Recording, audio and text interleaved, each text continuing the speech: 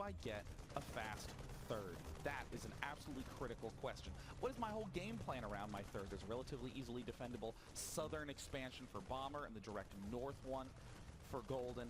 But we do see that there's that neck that connects the two, has a very interesting formation there. There's even this half expo that has just 6 mineral patches and a single geyser. Right. So there's a number of weird shifts and changes. And we do see that Bomber is a player who rather likes to take forward expansions and be aggressive as opposed to taking the more typical backside expansions. Right, and of course he did put down that quick CC. We don't have a third quite yet here for Golden, but the initial Zerglings have already set out on the map. Looks like we also are going to have the Baneling nest go down, and that's 8 Zerglings right now, and Speed finishing up 6 additional on the way. We've got quite a few out here on the field for a potential attack here versus Bomber. Now, this is going to be a very interesting timing. Golden has to be very, very careful here. I mean, or if Golden winds up losing a lot of these Zerglings to Lava, the Lava's going to come in 1 second. And there it is. Lava's shooting up. It's rising, and pulls back at the last second. Now, this is a smart move because look at this rush. It's a protected rush. He's warping in the Banelings right as the lava is rising. So Bomber has had no time to detect this, to stop it. This is a brutal timing push designed just for this map. And there we go. It was saved, even saved the Zerglings that were coming across. And which race does this map favor? The current poll. It looks like mostly Terra, but the Zerglings are in. They make a wrap around the Marines. The Banelings right behind them. Oh, and a quick throwdown. The Banelings mostly to take out that bunker that goes in, and more Zerglings heading on in. This is looking really good for Golden. I mean, Bomber's still flooding Marines. He is the one player who likes going bio over Hellions on maps like this. And he's already losing a lot of SCVs. Already the momentum is swinging far in Golden's favor, but Golden's supply is not high at all. It's at 24. The worker count, very low for both players, 13 to 11 SCVs. Yeah, I mean, a very great little block off there. He's kept the orbital on the ground, so Bomber is all but, held this off. He's kind of losing the front, as you can see, and he can always lift and go in, but the block there at the choke turned out to be pretty good. He's going to lose a mule, unfortunately, in that situation. And, I mean, where are we at in terms of supply right now? I mean, 23 to 26. Like both guys still on a really low eco, despite the fact that we saw Golden with that nice attack there. Yeah, look at this. We already see the live poll said 60% would argue this is a Terran favored map, and right now Golden's kind of putting that to the test. But we see Bomber with the instant response, having walled himself in again. And I mean, right now, if you're Golden, you gotta start pulling back into macro mode. Yeah, throwing down that eBay right there in that choke. It's obviously not going to give Golden an opportunity to rush in. He's definitely not going to be throwing just a ton of Banelings in there. But what's interesting is if he was a little bit more ahead in the econ, we could be seeing that third base right now. Now Golden's getting the opportunity to at least play catch up, denying his opponent that natural expansion. But his drone count is not looking too great right now. Yeah, it looks like it's at 23. Looks like versus the 18. Still trying to get a couple of Banelings there, so looks like he's just kind of teasing Bomber, trying to hint that he wants to go for a second round all-in, which isn't exactly the case. Regardless of all this sort of intensity that's happened right now, in Golden's shoes, he's got to get up a third base. He's got to get up an extra hatchery. The larva count is so critical for Golden in this spot. Yeah, and here we see the orbital try to get back out. Of course, the Zerglings stopping it just a little bit. And I don't know, the Marines now working on that eBay to get it down so they can actually get this expansion up and running. And in just a moment, Golden's going to lose this opportunity of just like stopping this expansion. There's quite a few Marines behind there for Bomber. I think he could easily dispatch those things. And there's the third hatchery finally going down for Golden. Now looking at the architecture of this map, it's a short rush distance, but a little bit longer of a push distance. Outside the second base is a long, narrow bridge, which is very easy to control and kind of difficult to push around. So we'll tend to see the Zergs swinging around the outsides, setting up flanks, getting into more aggressive countering positions. But the Terrans have a kind of a nice straight shot. That straight shot, though, doesn't really defend any of Terran's own bases. So it's heavily about vision going into this 10-minute mark. Now there's about 20 seconds till the next lava to come up, and I don't think anything's going to happen here. Obviously, both players very aware of that and able to make any adjustments that they need to, or move any units to avoid the danger. So it's not really coming to play right here. But the third base getting down was very, very important here for Golden. As you mentioned, I feel like it was just a little bit late. I mean, how do you feel like Golden's looking right now in comparison to where Bomber was at? Just moments ago, we obviously saw much more workers for Golden versus Bomber. But in this case, we're starting to see Golden kind of... Well, I mean, I would kind of say that Golden is in a fine, or was in a fine spot, but he's elected to looks like he's going for a second round all in. I mean, we're seeing roaches get produced. He does have the third up, so he has the fallback option, but Bomber has played this off so brilliantly. Used all his gas to get double reactor on his barracks instead of trying to get up a fast factory or fast upgrades. So there are so many Marines on this map right now, but Golden, he's being relentless, Marcus. Yeah, he is, and he doesn't have an amazing amount of gas coming in, so, these Banelings are really going to have to hit their mark. He's using pretty much everything he's got for these Banes and a few extra roaches to come out, but here we go, a push up to the front. The Banelings trying to get through there and find a raid. They're going to take out both of those supply depots and move in. The bunkers aren't quite done. They're not quite done. Oh my God, Golden gets an exceptional surround, locking out almost every Marine from getting into the bunker. There's only 2 in the bunker right now. The roaches are dealing massive damage. More slow roaches swinging in, but Bomber bringing in the big guns. Where did those units come from? Yeah, all of a sudden, all these units in the back that Bomber's been holding on to push those roaches out and eject them from the front of the base. Reinforcements are running very, very thin, and although those bunkers got done and the Marines were so far away, a few key Banelings really helped Golden out, but it was that super secret army that, of course, Bomber was just rallying just inside his main that allowed him to push this unit out. And then the scary part, Sean, is that this little army isn't stopping. It wasn't just, hey, let me get you out of here and do my own thing. Now he's pushing forward, even though onto the creep, he has the potential of a really strong counterattack here. And it looks like this is why Bomber favors the Marine heavy openings, because pushes like this are so hard to finesse. Yeah, this is going to be very, very difficult. These Banelings are going to have to be key. A couple of Marines actually drawn out to focus fire those Banelings, and a great job. 4 more coming in. He's going to go ahead and kite those back, trying to hit as much as he can, but the third base is going to go down. Those Banelings taken down with ease, and Bomber makes a huge impact by taking out this third hatchery of Golden. Down it goes, 18 lings in production with slow roaches. Not really that much that Golden can do in this spot. I mean, nobody plays TVZ like Bomber does. I'm not even saying that in a skill sense. I'm saying nobody goes for these huge bio walk-up moves anymore. Normally, the factory is the key structure for all Terran players. Getting Hellions at the start, getting Widow Mines to follow up. But no, not here. We're seeing Marauder, Marine, and now Medevacs coming out snap fast. I mean, Golden is going to have to do massive damage with this counter to succeed. Yeah, that third hatchery is going to go down as well. I just don't know what he's going to do. Obviously, those Lings not going to be able to get in. Oh, beautiful spot for those Marines to sit. Can't get a full surround on there. And you see some of the upgrades that we have got coming out of Golden right now. Baneling speed, the Roach speed. He's making, obviously, more units to try to reinforce this. But I feel like he is certainly a little bit behind in terms of where we see, although Concussion Shells just finishing up. But 1-1 now, almost done here for Bomber. It's going to be immediately moving on to 2-2. And there we're just seeing +1 a missile attack from Golden as well. So it's an interesting choice. I mean, one of the big reasons why this might be considered is that Roach Hydra is weirdly stronger on this map just due to those lava bursts. It's essential against a Hydra Roach army to be getting up those very strong positions. And they always get busted over time. I mean, this is why, look at this, Bomber's going for the drop play, but it's going to get spotted. Yeah, it does. And here we go. The lava is coming, and I don't think anyone has any units in danger. Those Lings almost running to their death quickly stop. And yes, he did at least get vision of those drops. We're going to see if he actually saw them on his mini-map, and we're going to get the drop just outside that third base. And I think the third base just completed, and there we see a Queen coming out of there. I think he's going to have no problem sniping this down. Bomber with a great play.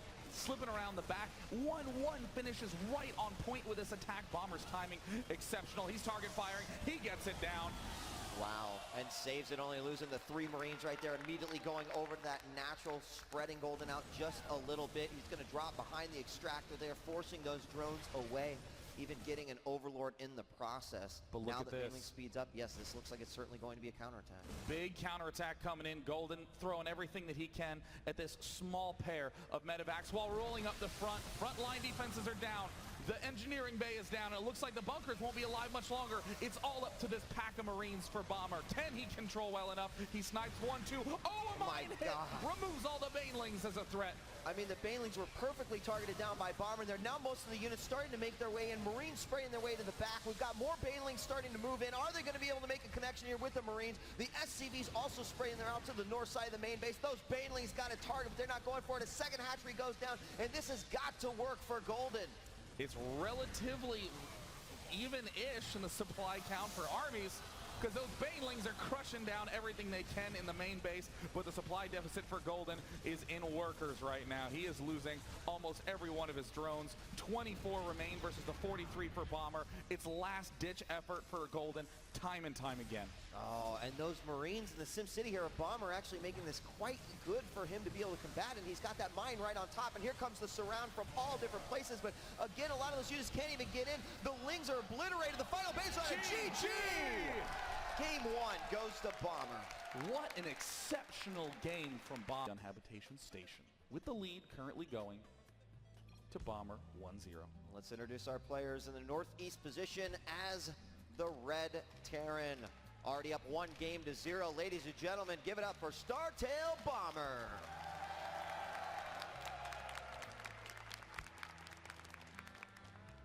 And his opponent up in the top left, who said that he was going to put everything on the line in this event to show a win to his fans. From Team Startail, it is Golden.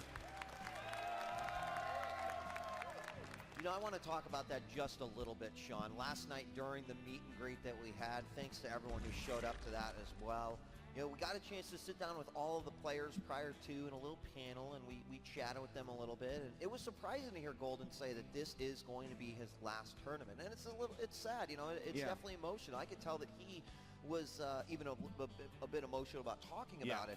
And, you know, I really got to think, like, he's got this great mindset. He said he's practiced harder than he's ever practiced. He's up against a guy who obviously knows his style in and out, so that, of course, is difficult.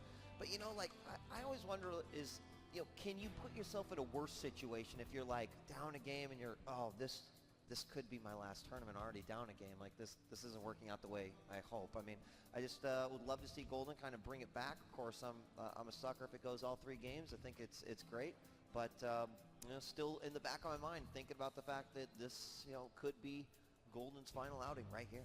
I mean, this is a good map for him for his style, though, to really showcase that ability he's been wanting to bring to the table. Let's actually take a journey over to the natural expansion of our Zerg player, Golden, because we can see the expanding pattern from there to the south. He heads down, and there's an immediate third base right there. But, of course, heading further south, we see it's just another ramp to a 4th base. And this is, for Zerg, absolutely right next door. Very easy to get the 4th and even the 5th base. For Terran, those distances are a little bit more intimidating, and that's why we see a lot of Terran players go for the northward expansion where the gold is. So it's very likely that we will see Bomber go for that for 2 reasons.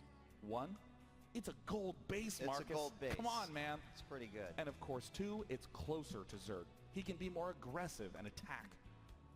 And there's the poll. Can Golden come back to win the series? Of course, if he loses this one, he's not out, because remember, this is a GSL style, so the winners of both matches move on to face each other, and then the 2 that win 2 games, of course, will move on to the finals day that will take place tomorrow. Now, let me ask you this, Sean, as we continue to get in here. You know, how important then is it going to be for just the denial of bases? What I kind of worry about from the Zerg perspective, you know, putting my biased Zerg hat on, is that if you let Terran's bases get out of control, especially like just a PF at that gold base, you know, it can become really resource intensive for a Zerg to have to take that down, right? So how important is that in Golden's play overall? Oh, I mean, on this map? You know, on this map specifically, the gold is the worst nightmare for Zerg. I mean, I'd even be willing to do a way more aggressive opening just to make sure that 3rd gold doesn't land for a long time. Well, there's 2 ways to really do that. One is to say, all right, I'm going to be aggressive right now, early on, batter you back when you're on 2.